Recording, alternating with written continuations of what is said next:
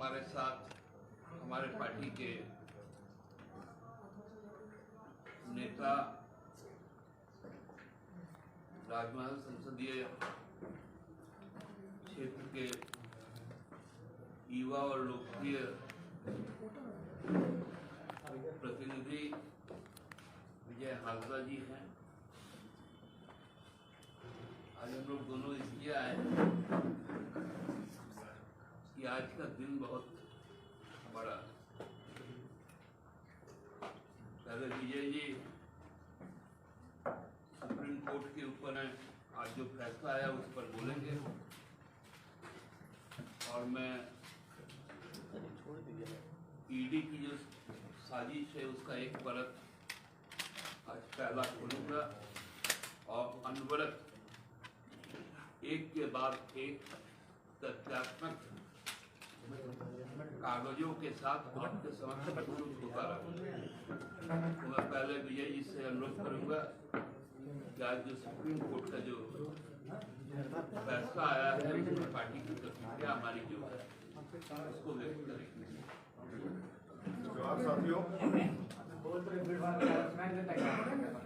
Supreme court का जो बयान आया है मुझे लगता है कि एक आई ओपनर है पूरे देश के लिए कि लगातार जिस पार्टी द्वारा भ्रष्टाचार मुक्त भारत की कल्पना या बात रखी जा रही है उनके द्वारा ही एक ऐसा हिडन एजेंडा जिसमें कि आज सुप्रीम कोर्ट को कहीं ना कहीं इन्वॉल्व होना पड़ा। जो इलेक्टोरल बॉन्ड्स है इसको लेकर के पहले भी कई सवाल उठे और आखिर में सुप्रीम कोर्ट को संज्ञान लेते हुए जो एसबीआई ने डेट दिया था जून का, उसे बोला गया है कि तुरंत वो पेश करें। और मुझे लगता है कि इस इलेक्टोरल बॉन्ड्स के माध्यम से अगर इसकी पीछे की कहानी अगर देखी जाएगी तो एक तरह से सोची समझी एक्सटॉर्शन पूरे देश के अंदर, और जिस तरह से पावर के मिसयूज को लगातार केंद्र कर रही है उसका भी आप कह सकते हैं ये एक जरिया जिसके माध्यम से बीजेपी सरकार ने अपने सरकार में रहते हुए इन इलेक्ट्रॉनिक बॉन्ड्स के माध्यम से एक बहुत बड़ा रकम कई कंपनियों द्वारा अपने यहाँ अर्जन किया, जो कि मैं कह सकता हूं कि अब इन द ओपन आना चाहिए। बहुत समय से इस चीज की हम लोग मांग कर रहे हैं और सुप्रीम कोर्ट ने जो आज फैसला लिया है उसका हम स्वागत करते हैं।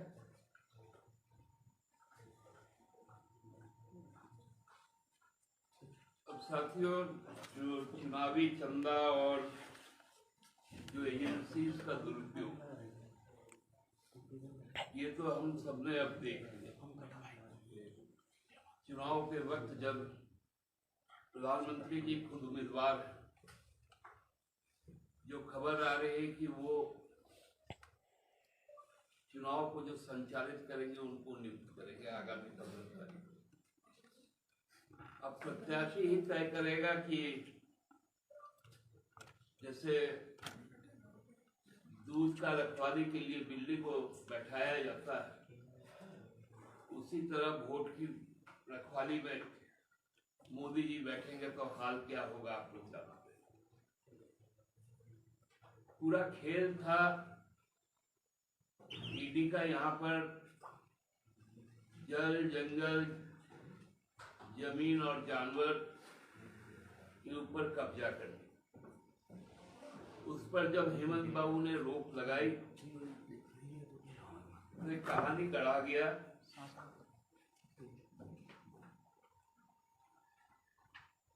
बड़गाई मौजा का एक भूमिहरी जमीन उस सामने लाया। आप लोगों को मालूम ही है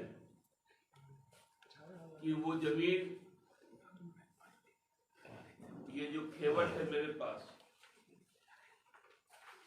ये सारे कागज आपको उपलब्ध होते हैं। ये जो खेवट है इसमें राजकुमार पाहन का जमीन बताया गया, उनकी पाहनाई जमीन की जमींदारी को स्पष्ट की गई। अब ये जमीन उनके हाथ में ही आज भी है। इस बीच उन्होंने 2015 में इस पूरे 8.5 एकड़ जमीन को हिलारियस कच्छप को लीज में रजिस्टर्ड डीड के द्वारा दिया। उसका भी ये रजिस्टर्ड डीड है।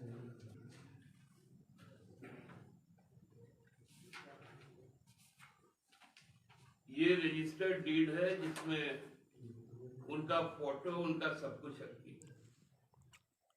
हिलारियस कच्छप ने इस जमीन को खेती के लिए लिया था और उसके लिए उन्होंने बिजली विभाग को बकायदे ये फॉर्म भरा था बिजली के लाइन के लिए। बिजली का केवल लाइन नहीं, उनको मीटर भी उपलब्ध करवाया गया और समय समय पर उनके द्वारा बिल भी भुगतान हुए। ये देखिए, ये उनका आधार कार्ड भी दिया गया। मैं बिल का आपको पूरा कागज दूंगा जो वो बिल को जमा करते हुए।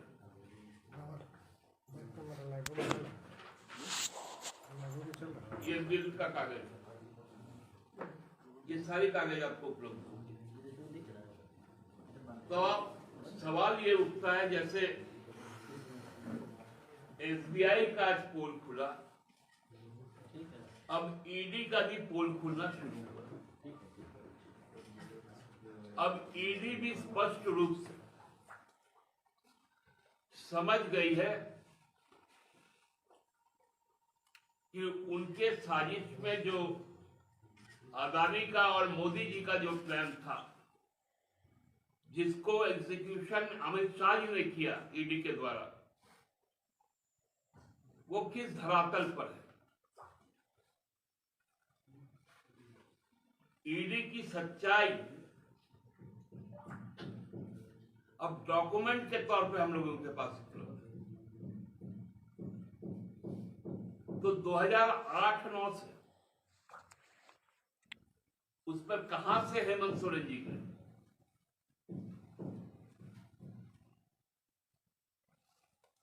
ये समझ से पड़े। 2015 में उसका लीज रजिस्टर्ड होता है, उसके हाथों में जाता है, वो बिजली विभाग को कहता है, आवेदन करता है, बिजली विभाग वहां पर मीटर लगाती है, हर माह का बिल भेजती है, वो बिल का भुगतान भी करता है। तो जमीन हेमंत सोरेन का है।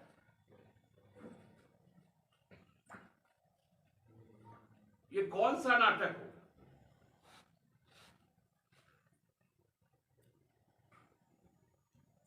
ये गंभीर मुद्दा आज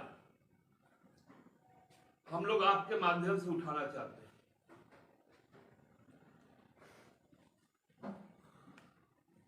कि उस जमीन पर ईडी का जो क्लेम है, ये एक परसेप्शन बनाया गया, एक कर्मचारी को लेकर घुमा गया,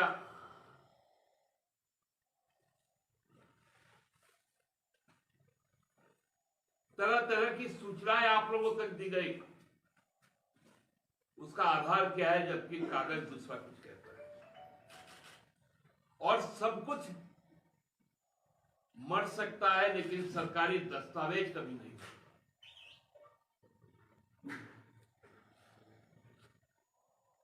खाता खेवट खतियान कभी नहीं मरता।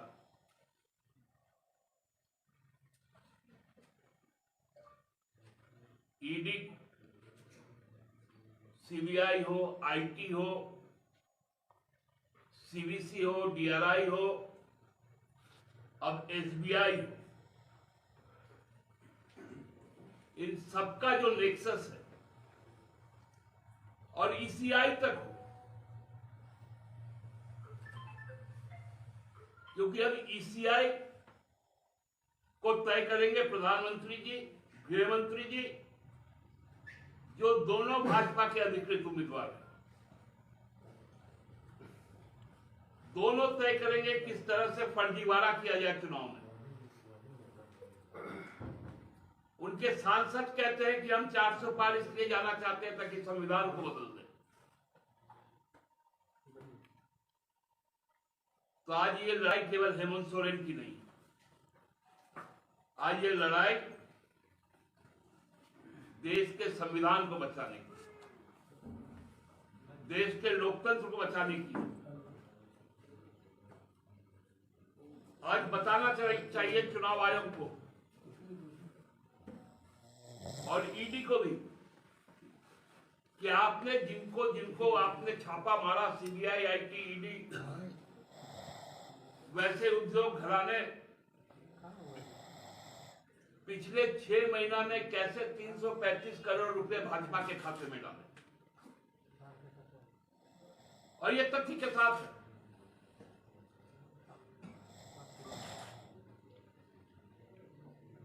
केवल एक आदिवासी, उसका गुनाह ये कि उन्होंने अस्मिता के साथ समझौता नहीं किया तो उनको जेल में डाल दो।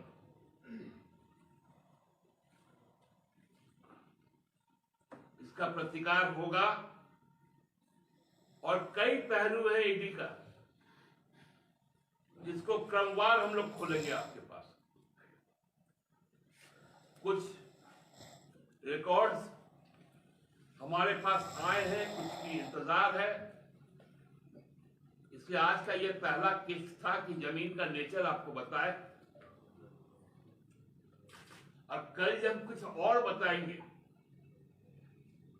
कि उस जमीन को 17 बार 17 लोगों के बीच में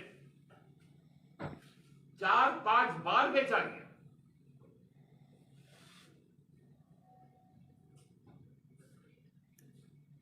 और उसकी जब सूचना मिली राजकुमार पाहन को,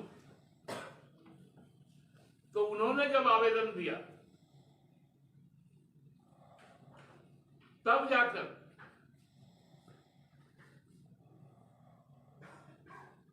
उसकी जांच हुई, सारे डिड कैंसिल किए गए और राजकुमार पाहन को उसका मालिकाना हक पुनर्वापस किया गया। ये संपूर्ण कांड है, आपको डॉक्यूमेंट भी मिल जाएगा।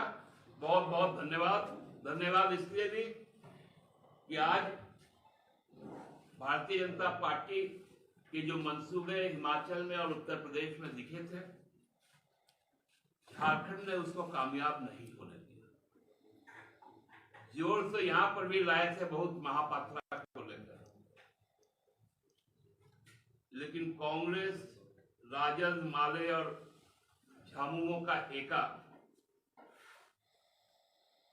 भाजपा के जो इरादे थे उनको सामने लाकर रख दिया और एक सही झारखंडी और एक बहुत बड़ी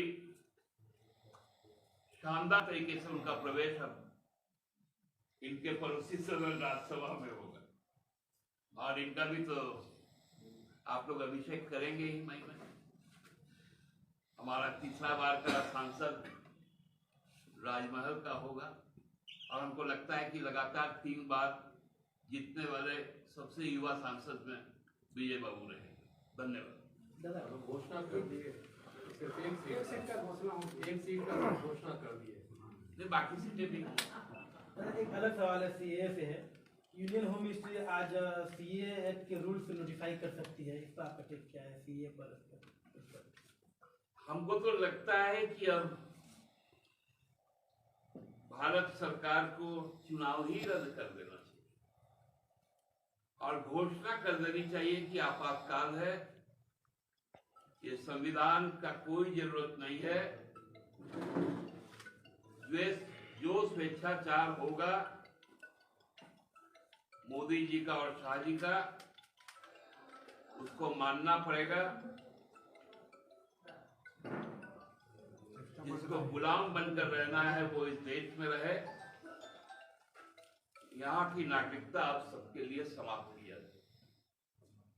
ये सीए का नोटिफिकेशन उसी दिशा में एक कदम है।